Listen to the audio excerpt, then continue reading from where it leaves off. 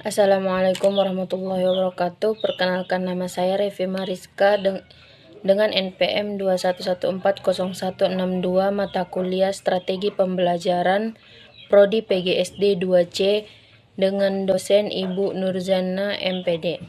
Di sini saya akan membuat video tentang materi presentasi yang telah dilaksanakan tiap kelompok untuk memenuhi ujian akhir semester saya.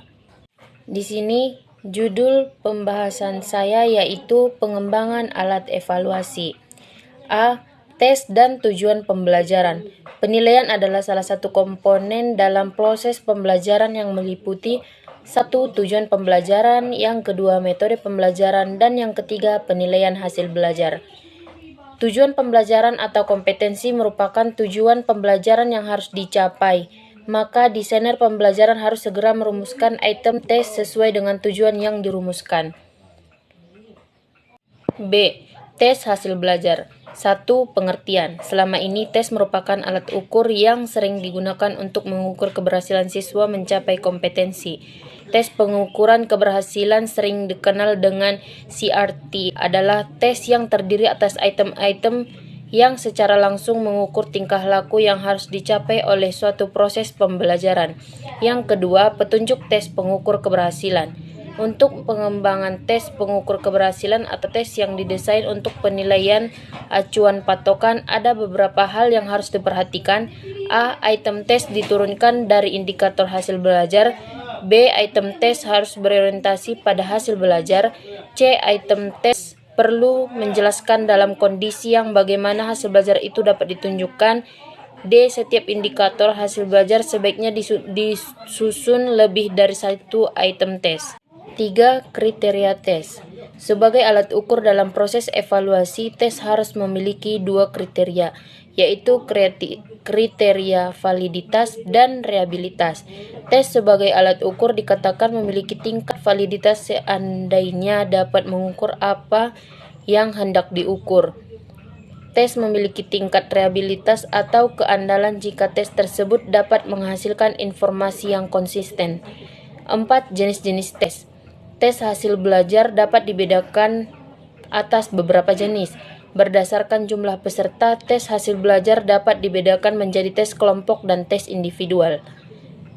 Dilihat dari penyusunannya, tes juga dibedakan menjadi tes buatan guru dan tes standar. Tes buatan guru disusun untuk menghasilkan informasi yang dibutuhkan oleh guru yang bersangkutan. Tes standar adalah tes yang digunakan untuk mengukur kemampuan siswa sehingga berdasarkan kemampuan tersebut.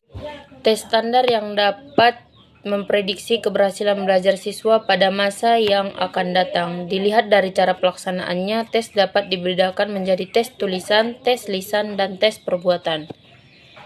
C. Evaluasi pembelajaran. Pertama, pengertian. Evaluasi hasil belajar adalah keseluruhan kegiatan pengukuran, pengolahan, penafsiran, dan pertimbangan untuk membuat keputusan tentang tingkat hasil belajar yang dicapai oleh siswa setelah melakukan kegiatan belajar dalam upaya mencapai tujuan pembelajaran yang telah ditetapkan. Ada beberapa pengertian evaluasi. Sebenarnya ada sedikit perbedaan antara tes, pengukuran, dan evaluasi. Yang pertama, tes adalah proses pengambilan data yang berkaitan dengan bakat, intelijensi, dan kemampuan, baik kemampuan kognitif maupun psikomotor, serta dalam mengambil data yang dirancang secara khusus. Yang kedua, pengukuran adalah proses pemberian angka pada seseorang atau sesuatu hal yang dimaksudkan untuk membedakan tingkat orang atau barang mengenai hal yang diukur. 3. Evaluasi dapat didefinisikan oleh beberapa ahli berikut ini. Menurut Taylor, evaluasi sebagai proses pencarian informasi apakah tujuan yang telah ditentukan itu tercapai atau tidak. Yang kedua, menurut Schachman, evaluasi sebagai proses penentuan hasil yang dicapai oleh beberapa kegiatan yang direncanakan untuk mendukung tercapainya tujuan.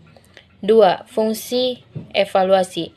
Ada beberapa fungsi evaluasi, yaitu evaluasi merupakan alat yang penting sebagai umpan balik siswa.